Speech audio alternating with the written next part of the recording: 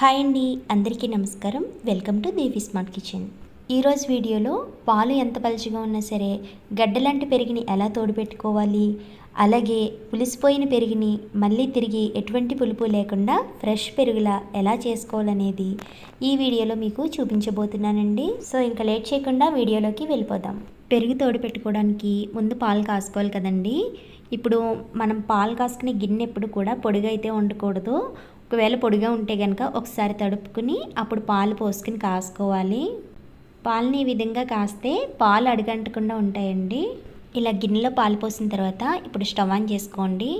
ఇక్కడ నేను 1 table spoon వరకు కార్న్ఫ్లోర్ని తీసుకున్నానండి. కార్న్ఫ్లోర్ పాలల్లో డైరెక్ట్ వేస్తే ఉండలు కట్టేస్తుంది కాబట్టి ఒక గ్లాస్లో వేసుకుని ఇప్పుడు ఈ పాలల్లోంచి ఒక 3 to 4 టేబుల్ స్పూన్స్ వరకు పాలను తీసుకుని ఈ కార్న్ఫ్లోర్ పిండిని ఎక్కడా కూడా ఉండలు లేకుండా బాగా కలుపుకుని ఈ మిక్స్ని పాలలో వేసేసుకోండి.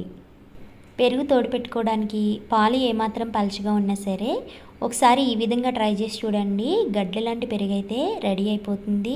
అనుకోకుండా ఎప్పుడైనా మన ఇంటికి గెస్ట్లు వచ్చినప్పుడు ఈ టిప్ ట్రై చేసి చూడండి. పెరుగు అయితే గడ్డలో తోడుకుంటుంది, అలాగే టేస్ట్లో కూడా ఏమాత్రం తేడా ఉండదండి, చాలా బాగుంటుంది. మనం ఈ పాలల్లో కార్న్ఫ్లోర్ వేసాం కాబట్టి అడుగంటకుండా ఇలా గరిటెతో బాగా మిక్స్ చేసుకుంటూ ఉండాలండి. పాలు కాసినప్పుడు త్వరక కడుతుంది కదండి. ఇలా గరిటెతో మిక్స్ చేసుకుంటూ పాలు కాసుకోవడం వల్ల ఈ పాల మీగడ ఈ పాలల్లో బాగా మిక్స్ అయ్యి పెరుగు చాలా టేస్టీగా ఉంటుంది.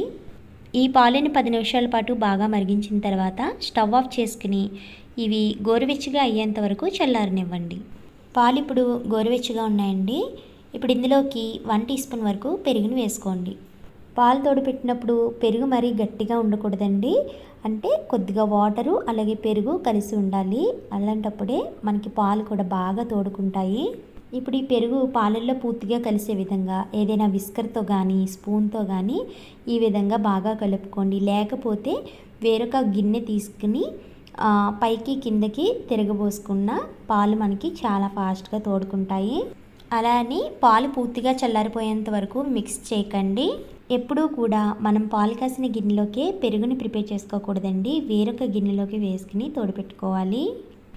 ఇలా తోడువేసిన తర్వాత నేను ఈ పాలుని ఒక బాక్స్లోకి అలాగే చిన్న గిన్నెలోకి వేస్తున్నానండి. ఇక్కడ మీకు చూపించడం కోసం రెండిట్లో వేస్తున్నాను, లేదంటే నేను ఒకటే గిన్నెలో తోడుపెట్టేస్తానండి. ఇప్పుడు వీటిపైన మూత పెట్టేసేయండి. 2 గంటల్లో పాలు మనకి త్వరగా తోడుకోవాలంటే చిన్న టిప్ చెప్తానండి.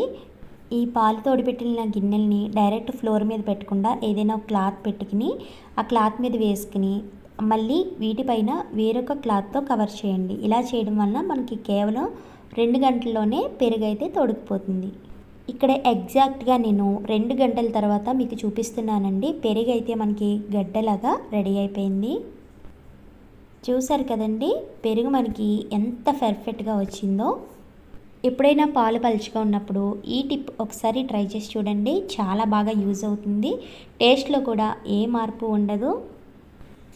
నేను తోడుపెట్టిన 2 గిన్నెల్లో పెరుగు కూడా చాలా చక్కగా అయితే రెడీ అయిపోయింది.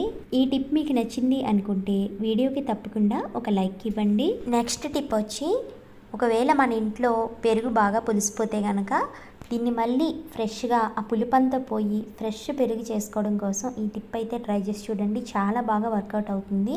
అందులోనూ ఈ సమ్మర్లో మనం ఉదయం తోడుపెట్టిన పెరుగు ఈవినింగ్ కల్లా పుల్లగా అయిపోతుంది. అటువంటప్పుడు ఈ టిప్ ట్రై చేయండి, చాలా బాగా యూజ్ అవుతుంది. ఇప్పుడు కొద్దిగా కూలింగ్ వాటర్ని తీసుకోండి. ఈ కూలింగ్ వాటర్ని ఈ పులిసిపోయిన పెరుగులోకి వేసుకోండి. వాటర్ క్వాంటిటీ అనేది మరీ ఎక్కువగా వేసేసుకోకండి. వీడియోలో చూపిస్తున్నట్టు మీరు పెరుగు ఎంతైతే తీసుకుంటారో ఆ క్వాంటిటీని బట్టి వాటర్ అనేది యాడ్ చేసుకోండి. ఇందులోకి ఇలా నీళ్లు పోసిన తర్వాత ఒకసారి గరిటెతో కలుపుకొని 10 నిమిషాల పాటు పక్కన పెట్టేసేయండి.